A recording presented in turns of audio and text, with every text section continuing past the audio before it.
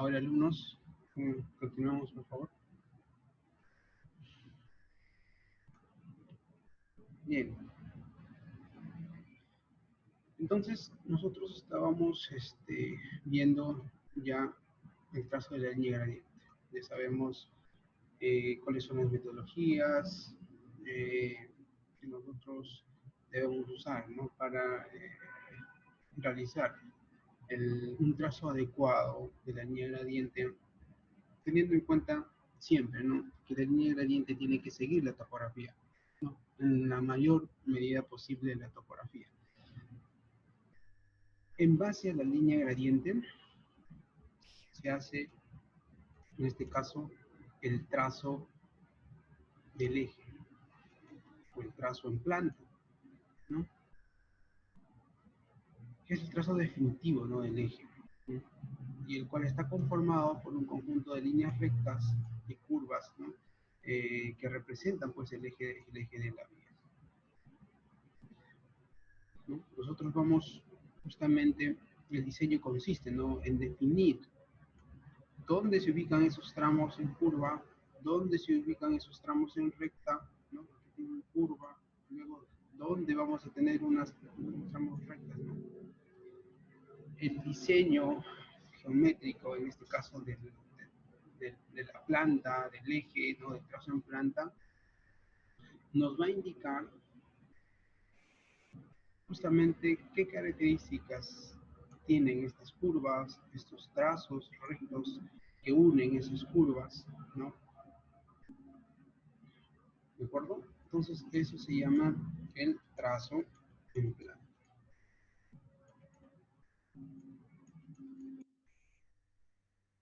Vamos a ver a continuación ya cómo se realiza el trazo en planta, qué consideraciones se tienen. Y en el trazo en planta hay un elemento muy importante a tener en cuenta, ¿no? O sea, un elemento que es de vital importancia, que son las curvas, ¿no? Las curvas son tramos, ¿no?, tramos de la vía, en donde hay que tener un especial cuidado, ¿de acuerdo? Porque justamente son esas zonas críticas, ¿no?, esas zonas en donde los vehículos se puedan presentar, ¿no?, problemas de despiste, de accidente, de colisiones, ¿no? Entonces, hay que darle una importancia al diseño geométrico de justamente los tramos circulares, ¿no? Los tramos circulares. Hecho esa introducción al diseño del trazo en planta, vamos a ver nosotros que la, como les decía, la carretera está compuesta por tramos rectos y tramos en curva, ¿no? Y justamente lo que se busca es que esta secuencia, ¿no?, de curvas y rectas sea lo más, lo más transitable posible, no haya una adecuada transición entre una curva y una recta, o una recta y una curva, de tal manera que el vehículo pueda circular de una manera cómoda, confortable y segura, ¿no?, a lo largo de la carretera. Lo que vamos a ver ahora nosotros es qué gobierna el diseño ¿no?, qué características gobiernan el diseño de una curva circular, ¿no? ¿Cuál es ese valor de radio que debe tener una curva para que un vehículo pueda circular, ¿no?, a través de ella con normalidad? Por eso el tema de hoy se llama proyecto de curva circular, ¿no?, y determinación de radio mínimo, ¿no? Aquí vamos a ver qué características gobiernan el diseño de una curva circular. Primero analicemos, ¿no?, qué factores influyen en el movimiento de un vehículo cuando pasa, ¿no?, cuando circula a través de una curva, ¿no? Circular. ¿Alguien me podría mencionar qué, qué sucede al vehículo o el vehículo, qué efectos sufre o qué características, ¿no?, se presentan cuando un vehículo transita, ¿no?, por una curva? Se va hacia un costado, ingeniero, y ahí tiene que ver el peralte. Ya dice, perdón, dice que se va a un costado, ¿no? Ya. La inercia Eso, del vehículo. bien, la inercia del vehículo, ¿no?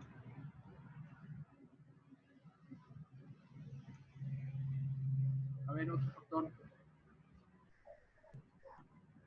La velocidad del vehículo y la curva, el radio de Claro, o sea, curvatura. mucho tiene que ver la velocidad, mucho tiene que ver el radio, ¿no? Obviamente, cuando el radio es menor, el vehículo tiene que disminuir la velocidad, ¿verdad? Entonces, también influye. Es el radio, la dimensión del radio, la geometría de esa curva, influye, ¿no?, en la velocidad que debe tener el vehículo. ¿Qué más? ¿El peso del vehículo influirá? Por supuesto, ingeniero, eso es por la inercia. Bien. Entonces, vemos pues que varios factores influyen, ¿no? Ahora hemos hablado de, primero, de la velocidad, ¿no? La velocidad, el radio, ¿no?, de la curva. El peso del vehículo, que está relacionado, como su compañero dice, de la inercia, ¿no? Y sobre todo, tanto el peso como la velocidad es de la aceleración centrífuga, que se traduce en fuerza, ¿no?, en fuerza centrífuga, ¿verdad? La fuerza centrífuga que experimenta el vehículo. Hay otro factor, que es la fricción que hay entre las llantas, ¿no?, el neumático y la superficie, ¿no?, que es la fricción. Y hay otro tema también que un compañero lo mencionó, llamado la inclinación que tiene esta superficie, ¿no?, la calzada, que ahorita vamos a ver, que se llama peralte, ¿no? Entonces, todos estos factores influyen en cómo se va a desarrollar, ¿no?, el- el tránsito de este vehículo cuando pasa por una curva circular. Si lo va a hacer cómodamente, si lo va a hacer de manera segura, ¿no?, y no va a presentar ningún problema. Entonces tenemos que influyen la velocidad, el radio, ¿no? El radio. También influye mucho lo que es la fricción, ¿no? La fricción que hay entre el neumático y la superficie, las características del vehículo, ¿no? Para ubicar justamente el centro de gravedad, donde va a actuar la fuerza centrífuga, el peso, ¿verdad? Entonces, analizado lo que pasa físicamente cuando un vehículo pasa por una curva circular, eh, vamos a ver el diseño geométrico de las curvas circulares. Entonces empezamos con el trazo en planta, ¿no? El trazado en planta.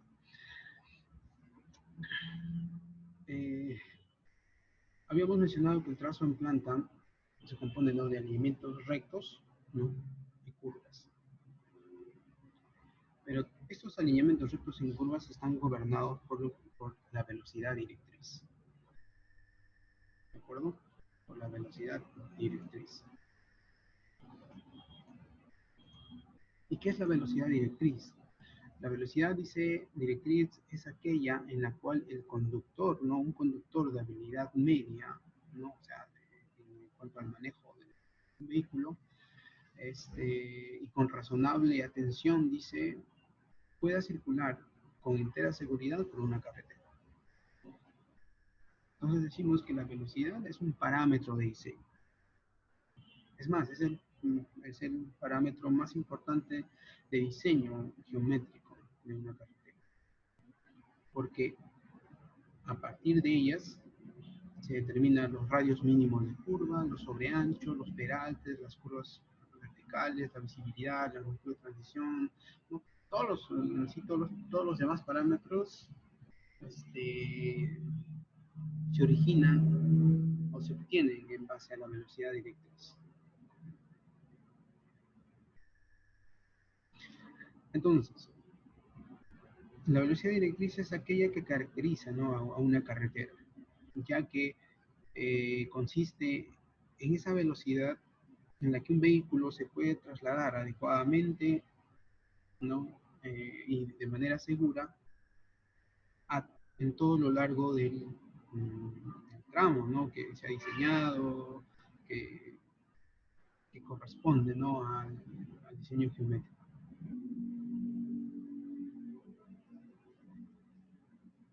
Ahora, ¿cuáles son esas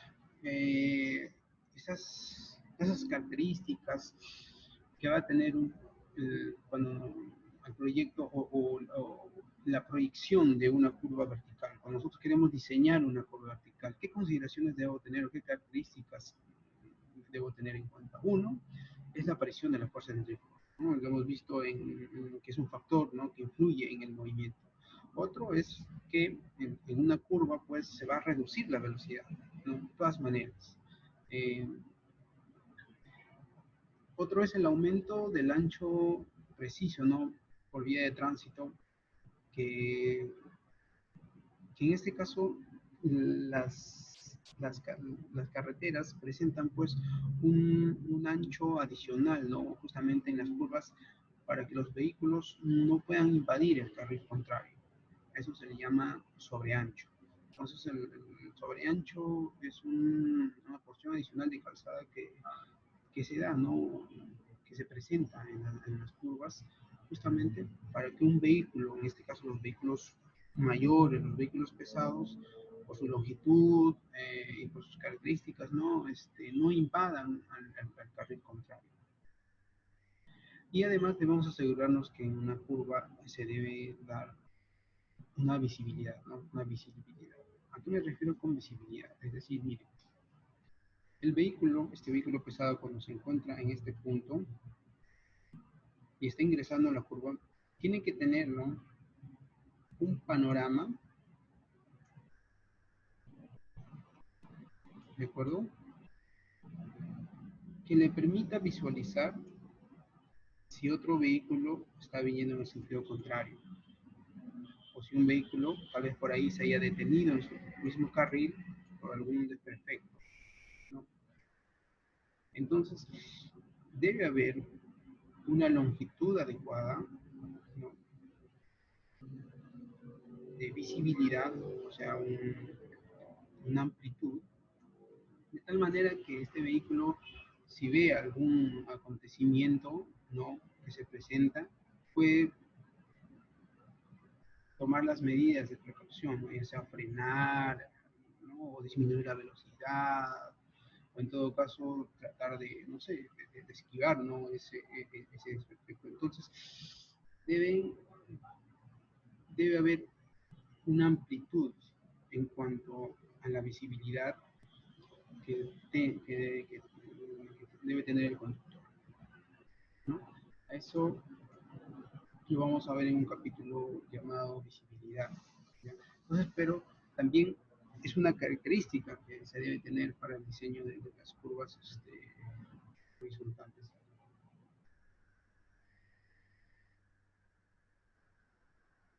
Ahora ya hablando específicamente del cálculo, diseño de curvas horizontales, nosotros habíamos ya hecho el análisis de qué factores influyen, ¿verdad?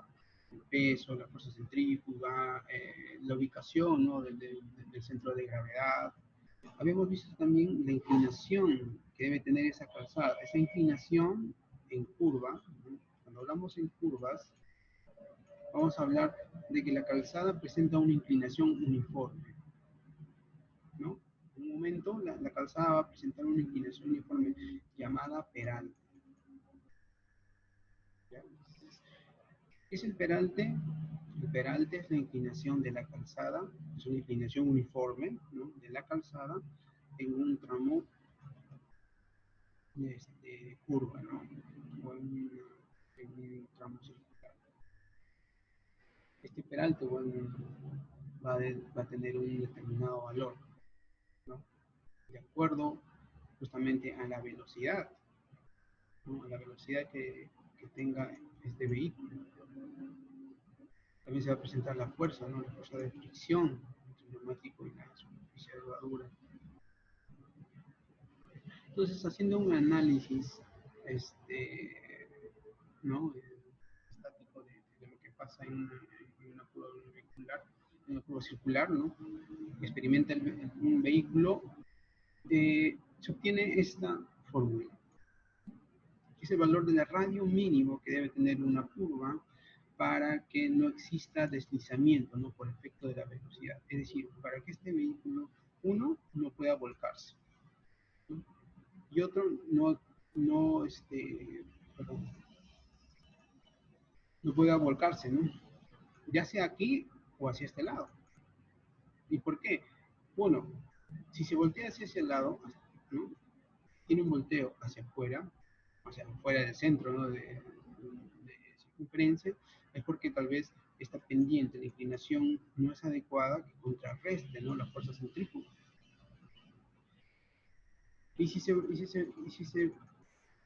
vuelca para el lado interior, es porque tal vez esta inclinación es muy alta para esa velocidad, ¿verdad? Entonces, mucho tiene que ver la inclinación de la calzada, la velocidad, el peso del vehículo. Entonces, todos esos factores influyen. Ahora, ¿cuál es ese valor de radio mínimo que debe tener esta circunferencia? Que aquí está, ¿no?, que es la velocidad al cuadrado por 1 menos este factor, que es el coeficiente de rozamiento transversal y rotacional, ¿no?, que varía entre 1 y 0.6, por la tangente de alfa. ¿Y qué es la tangente de alfa? Es el ángulo es la pendiente, ¿no?, transversal de la calzada. Entre 127 por la tangente alfa más este factor, ¿no?, este coeficiente.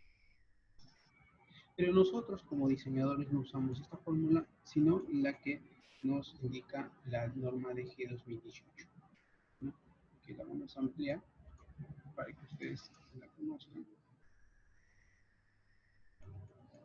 Y aquí está. ¿Qué es?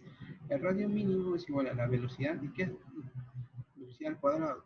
Esta es la velocidad directriz, la velocidad de diseño, ¿no?, la velocidad directriz. ¿Ya? La velocidad directriz.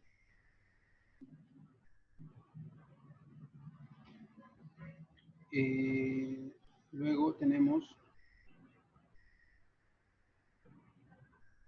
entre 127 por el peralte máximo, no justamente tangente de alfa, ¿no?, el peralte máximo asociado a la velocidad, en tanto por 1, entonces eso en su valor, ¿no?, numérico. Y más F máximo, que F máximo es el coeficiente de fricción transversal máximo asociado también a la velocidad directriz. Entonces, en función de la velocidad directriz, vamos a determinar el radio mínimo, el peralte máximo asociado a la velocidad y el coeficiente de fricción máximo. Entonces, muchachos, esta es la fórmula con la que nosotros vamos a determinar ese valor de radio mínimo que tiene que tener nuestra curva, ¿no?, de acuerdo a una velocidad directriz. ¿Sí? Ahora, ¿cuáles son esos valores de peralte máximo y del coeficiente de fricción? Pues lo tenemos aquí. Para una determinada velocidad directriz existe su correspondiente coeficiente de fricción, ¿no?, de fricción máxima. ¿Estamos? Asimismo, para cada velocidad de diseño existe su peralte máximo. Velocidad y peralte máximo. La norma de G 2018 hace una diferencia, ¿no? Hace una diferencia de acuerdo al tipo de orografía. ¿Ya? Tipo de orografía. Y tenemos lo siguiente, y ojo con esto, porque es uno de los problemas que por lo general el alumno presenta, ¿no? Para poder distinguir con qué radio tiene que trabajar, con qué peralte máximo tiene que trabajar. Tenemos primero zona urbana o área urbana, es decir, aquellas carreteras que atraviesen zonas urbanas. No estamos hablando de vías urbanas, sino carreteras que atraviesen una zona urbana. Para esas carreteras que atraviesan zona urbana tenemos estas velocidades de diseño. Y para todas estas velocidades, ¿no? Le corresponde un peralte máximo del 4%. Entonces, en zona urbana, una carretera que atraviese en una zona urbana va a tener un peralte máximo del 4%. Entonces, para cada velocidad, habíamos dicho en un cuadro anterior que le corresponde un valor de fricción, ¿no? Coeficiente de fricción. Entonces, si nosotros vamos a la fórmula, R mínimo igual a la velocidad al cuadrado entre 127 por el peralte máximo más el F máximo. A ver, si ustedes calculan,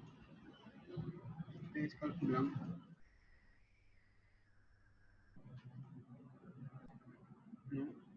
A ver, muchachos, calculen, por ejemplo, para 50, para un 50 kilómetros por hora. La velocidad está en kilómetros por hora, ¿no? La velocidad, la unidad está en kilómetros.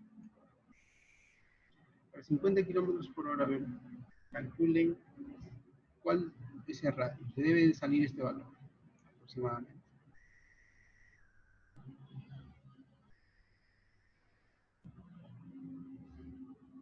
Entonces, lo que hace el manual es determina un radio calculado, un radio mínimo calculado, y luego lo redondea. ¿Por qué? Porque ustedes son los radios de diseño. R de diseño. Radio mínimo, ¿no? Radio mínimo de diseño es, en este caso, para una velocidad de 30, es 35. Para una velocidad de 50 es 100. ¿No? Para una velocidad de 100 kilómetros por hora, 495 metros, ¿no? Ese radio de la curva circular. Nosotros lo que diseñamos, o sea, por lo general son curvas circulares. O sea, las curvas que nosotros tenemos en las carreteras generalmente son, o sea, del tipo circular. No son parabólicas, ¿no?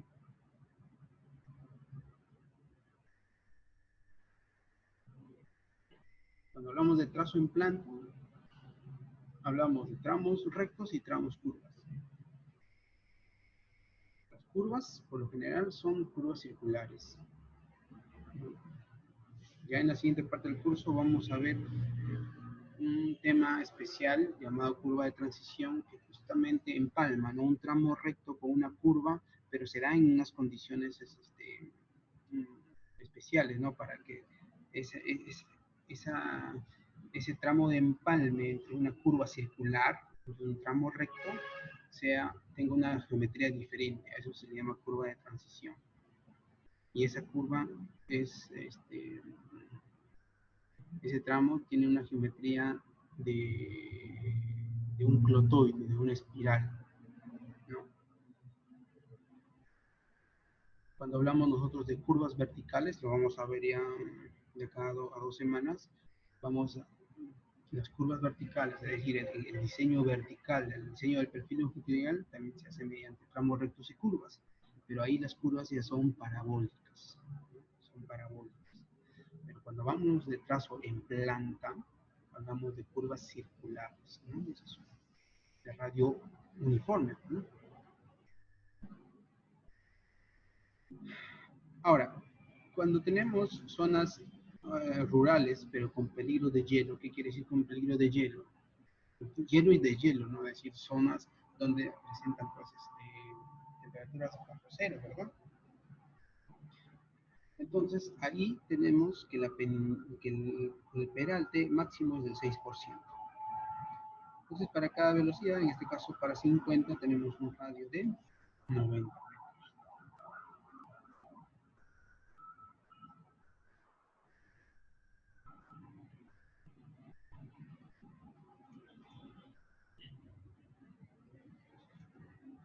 Ahora, para un área rural, para una topografía plana u ondulada. Entonces, cuando hablamos de área rural, topografía plana u ondulada, hablamos de carreteras con orografía tipo 1, orografías tipo 2. Punten eso, muchachos, porque esto es clave, ¿no? Para los trabajos, para las prácticas, para los exámenes. Entonces, área rural, plano o ondulada, o sea, orografía plana o ondulada, estamos hablando de orografías tipo 1 o tipo 2. ¿De acuerdo?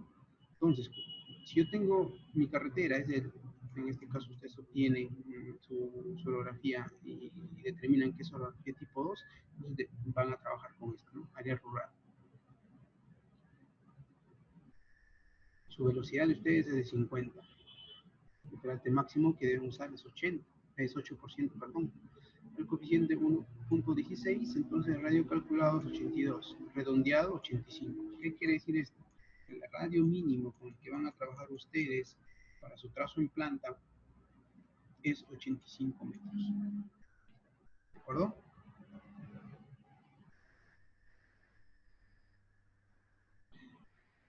Cuando hablamos de área rural, pero con topografía accidentada o escarpada, hablamos de orografías tipo 3, ¿no? Tipo 3 y orografías tipo 4. ¿De acuerdo? Todos son orografías.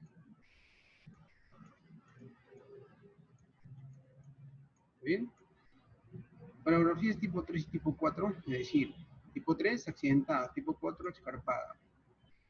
Decimos con una velocidad de 50, ¿no? El peralte máximo es 12, ¿ven? Para todos es 12, ¿no? Cuando hablamos de accidentada o escarpada. El coeficiente de fricción, punto 16.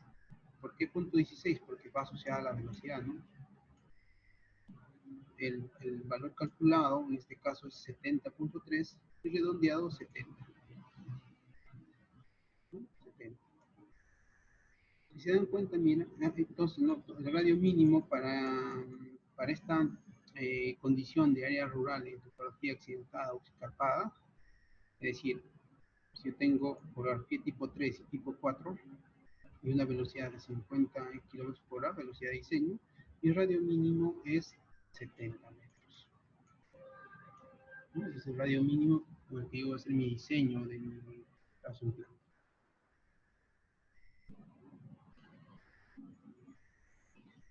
Y lo que vemos aquí son todos los radios mínimos, ¿no? Ya redondeados. Y si ustedes se dan cuenta, todos son múltiplos de 5, ¿eh? Múltiplos de 5. Es decir, se redondea ya sea al menor o al mayor múltiplo de 5.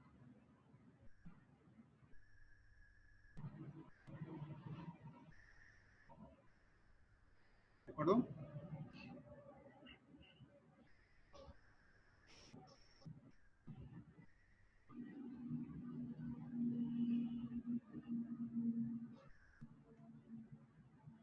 Muy bien. Entonces, repito. Orografías tipo 1, tipo 2, tipo 1, plano. Tipo 2, ondulado. Orografía tipo 3, accidentado. Orografía tipo 4, escarpado. Entonces, a ver, yo les hago una pregunta. Si yo quisiera determinar el radio mínimo para un diseño con una velocidad directriz de 100 km por hora para una terreno con orografía tipo 2, ¿cuánto sería el radio mínimo? 395, ingeniero. A ver, si yo quisiera diseñar para una velocidad de 70 kilómetros por hora en una orografía escarpada, 150. 150, ¿no? Entonces, ojo con eso, sobre todo en los exámenes y prácticas. Muy bien. Entonces, ustedes van a determinar la orografía, ya sea tipo 1, tipo 2, tipo 3, tipo 4 en sus trabajos. ¿No? Hasta el viernes ya van a tener ese dato. La velocidad directriz ya lo tienen, ya se les asignó, que es 50 kilómetros por hora. ¿No? Esto ya lo tienen ustedes. Pues solamente les falta definir si están en una orografía plana, orografía ondulada, orografía accidentada u orografía escarpada. ¿No? Por lo general van a estar aquí. Entonces su radio mínimo con el que ustedes van a trabajar es 70 metros. ¿No? Por lo general. Tal vez por ahí uno tenga orografía tipo 2. ¿No? Tal vez uno de los planos cumple esa condición. Entonces, tendría que trabajar con un radio mínimo 85. ¿Qué quiere decir radio mínimo 85? Que ustedes, cuando tienen su trazo, vamos a volver a este gráfico. Aquí, miren, nosotros tenemos los tramos rectos, ¿no? Una vez que tengan su línea gradiente, vamos a avanzar ya. Aquí, ahí está. Una vez que tengan su línea gradiente, ¿no? Esta es la línea gradiente. Un poquito más. Una vez que tengan la línea gradiente, lo que van a hacer es hacer el trazo de sus tramos rectos, ¿no? Que se llaman tramos tangentes, ¿no? ¿Por qué? Porque estas rectas pues son tangentes a las curvas circulares, van a ser tangentes a las curvas circulares. Bueno, así, aprox, ¿no? Entonces una vez que tengan eso, vamos a borrar esto. Vamos a hacer un poquito más ajustadito. Ahí. Una vez que tengan eso, lo que van a hacer es diseñar qué curva, ¿no? Qué curva circular, de alguna manera, empalma a mi línea gradiente, o en todo caso, se aproxima a mi línea gradiente, ¿no? Se aproxima a mi línea gradiente. Ojo, estos tramos rectos, o estos trazos rectos, o tramos tangentes, de alguna manera también siguen la línea gradiente, ¿no? Siguen la línea. Bueno, yo lo he trazado así, ¿no? A mano alzada, pero esto es en sí, vamos a ver, ¿eh? Vamos a afinarnos un poco. Podría ser así, ¿no? Sí. Aquí podría ser así. ¿De acuerdo?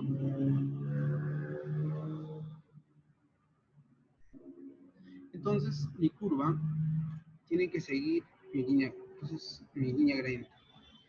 Como esto va a ser mis tramos tangentes, entonces yo voy a encontrar una circunferencia que sea tangente a estas rectas, pero con un determinado radio, ¿no? Entonces yo voy a trazar una circunferencia aquí, una circunferencia, ¿de acuerdo? Con un determinado radio. Ese radio, como mínimo, tiene que ser el que yo establezco, ¿no? En función a mi tipo de orografía,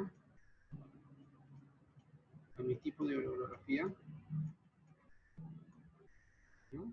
Y a mi velocidad. Todos estamos diseñando carreteras en zona rural, ¿no? Entonces, nadie está diseñando en zona urbana, todos en zona rural. Nadie está diseñando en zona con peligro de hielo, todos en zona rural, ¿ya? Entonces, vamos a suponer que mi radio mínimo es 85. Entonces, yo puedo usar radios desde 85 a más. A más. Un radio, por ejemplo, de 100, ¿no?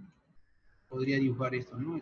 Empalmar estas tangentes de acuerdo, o sea, según cómo se adecua, ¿no?, a mi línea gradiente. Aquí yo tal vez podría trazar una circunferencia, ¿no? Y aquí otra. Justamente vamos a ver cuáles son esas, en la próxima clase, cuáles son esos criterios, por ejemplo, para, para ver, ¿no?, qué distancia debe haber entre curva y curva, curvas en sentido opuesto, porque miren, bueno, esta curva, si nosotros vamos de A a B, vamos a ir en esta dirección, esta curva tiene el sentido hacia la mano izquierda, ¿ves? Sentido izquierdo, ¿no? Si avanzamos, esta curva de acá va a tener el sentido derecho, hacia la derecha. El que sigue va a tener el sentido a la derecha. Entonces, ¿cuáles son esas condiciones que se debe dar cuando se tenga curvas en sentido contrario, ¿no? Izquierda, derecha. ¿Qué consideraciones debemos tener cuando tenemos curvas en el mismo sentido? ¿Cuál es el valor de la tangente máxima? ¿Cuál es el valor de esta tangente mínima? De acuerdo a la orografía, ¿no? ¿Cuál es el valor del ángulo de este ángulo? Estas rectas, ¿no?, se intersectan, ¿no?, en un punto. A este punto va a tener, o sea, esta intersección dibuja, ¿no?, un ángulo, o define un ángulo llamado el ángulo de deflexión. ¿Qué valor tiene que tener ese ángulo de deflexión para considerar una curva circular o no? ¿Cuál es el valor mínimo para diseñar una curva circular o no? ¿No? ¿Cuál es el valor mínimo de la longitud de curva vertical, de curva horizontal? Bueno, el radio mínimo ya lo tenemos, pero la longitud, hay un valor mínimo, hay un valor máximo. Entonces eso lo vamos a ver en la siguiente clase. ¿De acuerdo? Les voy a dar tiempo para que puedan terminar su trabajo. Así es que no sé si hay alguna pregunta hasta aquí, pero vamos a terminar nuestra... Sí, no sé, hay una pregunta, creo.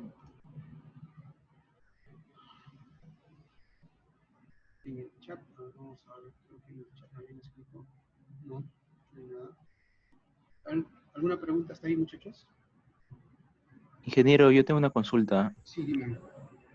Respecto a la anterior diapositiva sobre los radios mínimos, así, no sé, a primera impresión me pareció de que los relieves, las orografías del tipo 1 y 2, al tener mayor visibilidad, ¿por qué tienen mayor radio de giro mínimo que las de menor visibilidad, como son las tipo 3 o 4, para una misma velocidad de diseño? Para una misma velocidad de diseño. Ya, mira.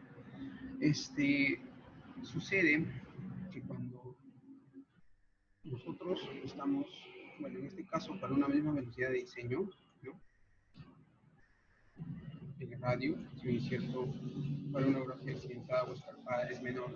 ¿Por qué es menor? Es que acá, si bien es cierto, nosotros debemos procurar que haya visibilidad, pero también hay un tema muy importante, que es el factor económico. Cuando nosotros hablamos de radios muy grandes, ¿no?, de radios, de radios mayores, vamos a hablar de movimientos de tierra. O sea, mientras mayor sea el radio, va a ser mayor el movimiento de tierra.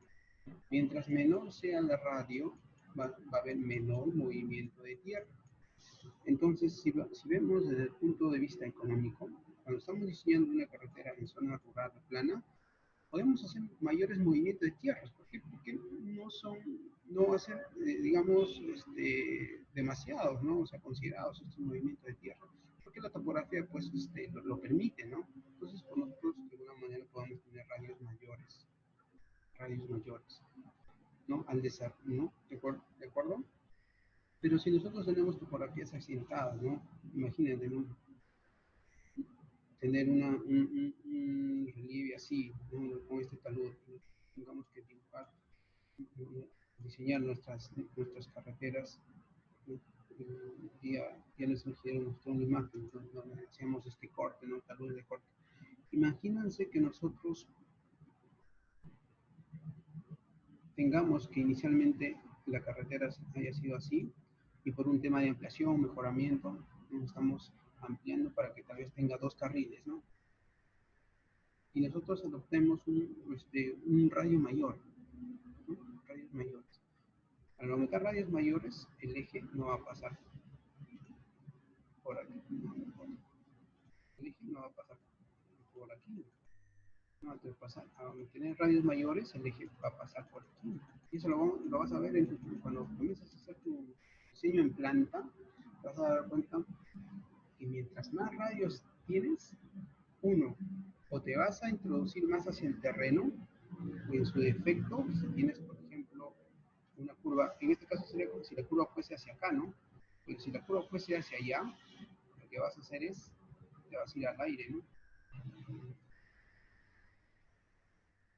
Entonces vas a tener mayores rellenos. ¿Por qué? Porque tu radio, al tener radio mayor, estás yendo como hacia el aire. A eso se refiere como tu eje se está colgando. Entonces, lo que, lo que debe primar también aquí es la cuestión económica, ¿no? ¿De acuerdo? No dejando de lado, obviamente, la parte de seguridad y la parte métrica, ¿no? Justamente decimos que los radios, en este caso, ¿cuál de los parámetros hace que este radio sea menor respecto a esto?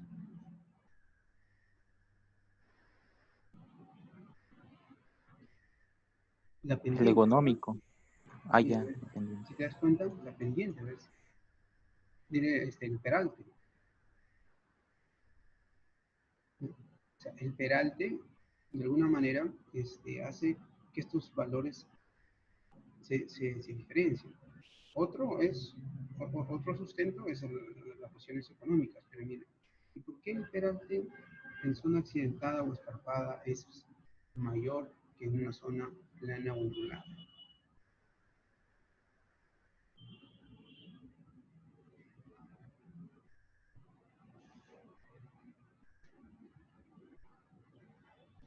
¿Por qué creen? Para que el volumen de relleno sea menor. A ver, el peralte hablamos de la inclinación que tiene la calzada, es decir, esta inclinación, ¿no?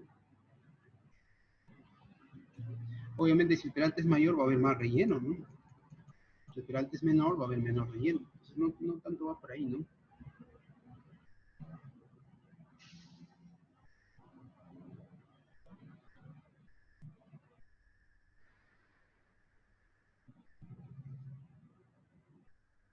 Sino, eso es por cuestiones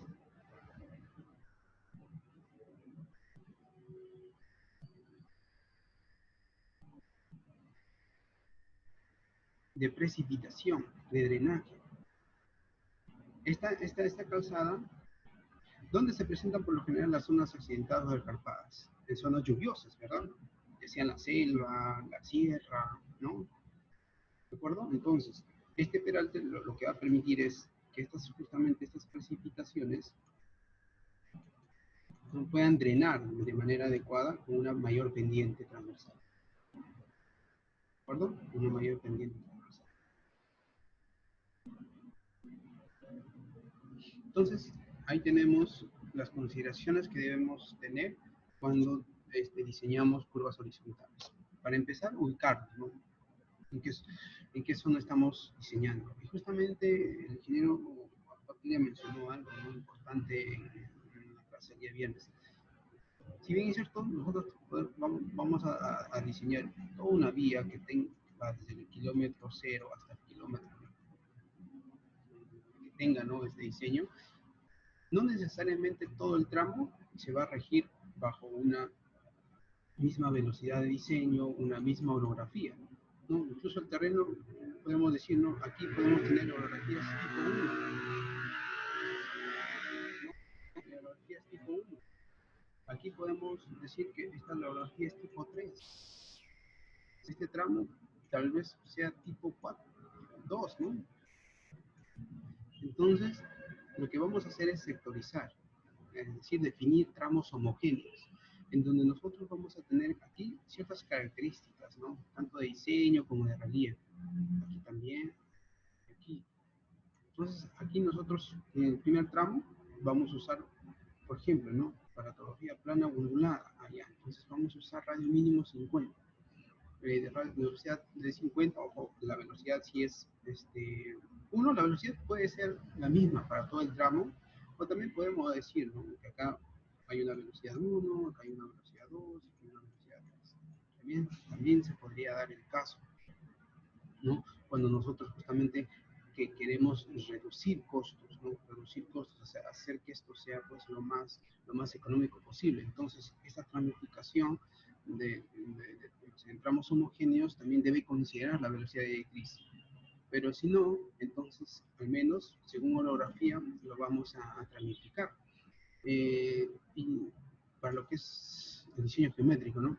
Entonces aquí, por ejemplo, tramo ecografía tipo 1, ¿no? Y si todo es una misma velocidad, en nuestro caso es 50 ya. Entonces acá mi radio mínimo 85.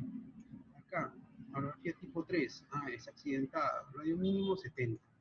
Entonces justamente en esta zona donde se presentan relieves con taludes altos, ¿no? Entonces mi radio lo voy a reducir justamente para que los movimientos de tierra sean menores. Eso es orografía tipo 2. Entonces vuelvo a tener mi radio 85. Entonces puedo tener movimientos de tierra moderados, ¿no? Entonces así, voy haciendo que mi diseño esté acorde con los parámetros, con lo establecido en la norma, y al mismo tiempo hago un diseño económico, ¿no? Imagínate que yo a todo asuma como si fuese orografía tipo 3, que es la más crítica, ¿no? Yo podría poner acá 70, 70. 70. Obviamente voy a hacer mi diseño también viable, ¿no? Porque estoy reduciendo el valor de radio. Al reducir el valor de radio estoy haciendo menores, digamos, menores movimientos de tierra. Pero si yo hago una planificación, lo que estoy haciendo es optimizar mi diseño, hacerlo más ajuste a mi relieve. De tal manera que también esta vía sea lo más operacional posible, ¿no? Imagínate que yo diseñe con una velocidad menor, entonces lo que yo voy a hacer es que mis vehículos no van a desarrollar velocidades adecuadas. Hablamos que la velocidad de diseño es una velocidad moderada en la cual un conductor puede manejar, ¿no? Sin cómodamente una vía. Eso no quiere decir que el vehículo se va a transportar a esa velocidad o que esa va a ser la velocidad máxima de circulación. No es así, sino la velocidad directriz es una velocidad de diseño en la cual nosotros idealizamos que bajo esa velocidad un vehículo pueda transitar sin mayor dificultad todo el tramo de diseño. Ahora, pero eso, si lo llevamos a la realidad, en la realidad sucede que se va a dar tramos en donde el vehículo experimenta velocidades mayores a la velocidad de diseño. Bueno, no muy mayores, pero sí superiores, ¿no? Y va a haber tramos en donde esa velocidad se reduzca, sobre todo en curvas de desarrollo o de vuelta, que también lo mencionó en la clase pasada, ¿no? En curvas donde no haya mucha velocidad, visibilidad, se va a reducir la velocidad, ¿no? Pero en general, ¿no? Hablamos que la velocidad de diseño es una velocidad ideal, por así decirlo, para que un vehículo circule, ¿no? Con total normalidad a lo largo de la vida. Muy bien, muchachos, eso ha sido la clase de hoy. Bueno, la última diapositiva habla en cuanto a carreteras de tercera clase, ¿no? Todos estos cuadros que hemos visto aquí anteriormente son para vías de autopistas de primera clase, autopistas de segunda clase, carreteras de primera clase, carreteras de segunda clase, pero para carreteras de tercera clase ya hay un ajuste, ¿no? Porque justamente estas carreteras de tercera clase tienen un tratamiento especial. Uno, porque por así decirlo, son carreteras de menor rango, entonces para darle una mayor funcionabilidad, ¿no? a este tipo de vías y otro, para hacerlas viables, ¿no? Lo que se hace es un poco reducirle los parámetros, ¿no? Tanto el factor de fricción, entonces, y incluso el peralte también se reduce de acuerdo, bueno, el peralte no tanto se reduce, ¿no? Lo que se reduce son los factores de diseño, pero los radios son menores, ¿no? Comparados con, por ejemplo, para un peralte del 8%, por ejemplo, en una velocidad de 50, acá tenemos 85. Pero aquí tenemos 80, miren, pues, se reduce el valor. De alguna manera hace que estos proyectos que se desarrollan por lo general pues, en zonas de topografía asentada o escarpada, tengan menores valores. Y otro porque acá los vehículos que circulan por esta no son pues vehículos de gran envergadura, ¿no? Hablamos tal vez buses y hasta aviones de 2 ejes nada más, ¿no? Pero estas carreteras que se diseñan bajo estos parámetros descritos en esta tabla ya son para vehículos, por ejemplo, los de mayor dimensión, ¿no? En especial el T3S3, ¿no? Que es el vehículo de mayor dimensión y peso reglamentado, ¿no? Que transita por nuestras carreteras. El día viernes yo les voy a decir qué tipo de vía nosotros vamos a diseñar, si vamos a diseñar una autopista o una carretera de primera, segunda o tercera clase, ¿de acuerdo? Más datos les voy a dar para nuestro trabajo. Hasta ahora ya saben al menos cómo determinar el radio mínimo con el que van a trabajar. Y eso está en función de su orografía. ¿Alguna pregunta para cerrar sesión?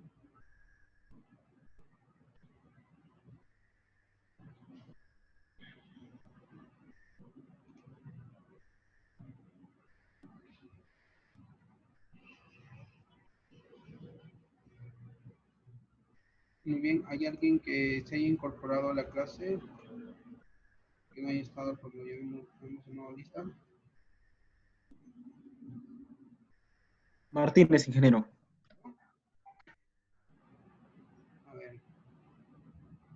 Tienes hojas, ok. ¿Quién más?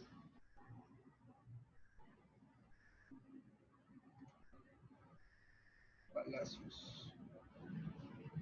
¿Alguien más?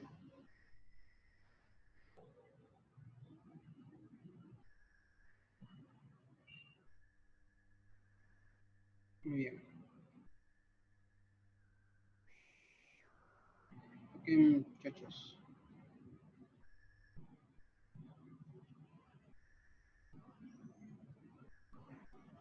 Ingeniero Bizarro presente, ingeniero. Ya, Bizarro. ya.